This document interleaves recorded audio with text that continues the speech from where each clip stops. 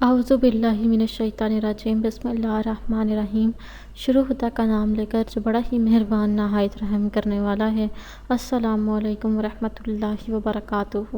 تمام سامعین کو ہمارے چینل کی طرف سے خوش آمدید۔ مجھے امید ہے کہ آپ سب لوگ خیریت سے ہوں گے۔ ناظرین، آج کا جو وظیفہ میں آپ لوگوں کی خدمت میں لے کر حاضر ہوئی ہوں وہ سورہ الکافرون کا وظیفہ ہے اور اس کے فضائل ہیں۔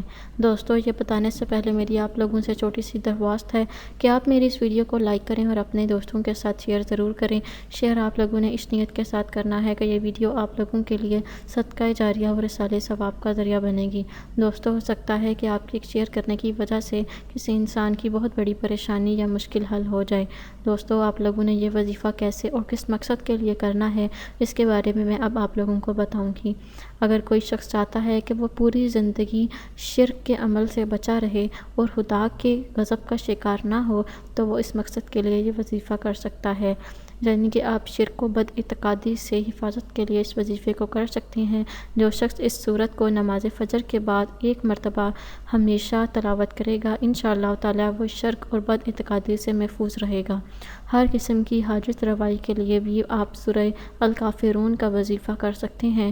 جو شخص اتوار کے دن طلوع آفتاب کے وقت 10 مرتبہ بوضو ہو کر یہ سورت پڑھے گا، انشاءاللہ تعالی جو حاجت طلب کرے گا اللہ تعالیٰ اپنی رحمت سے اس کی ہر قسم کی حاجت کو پورا کر دیں گے۔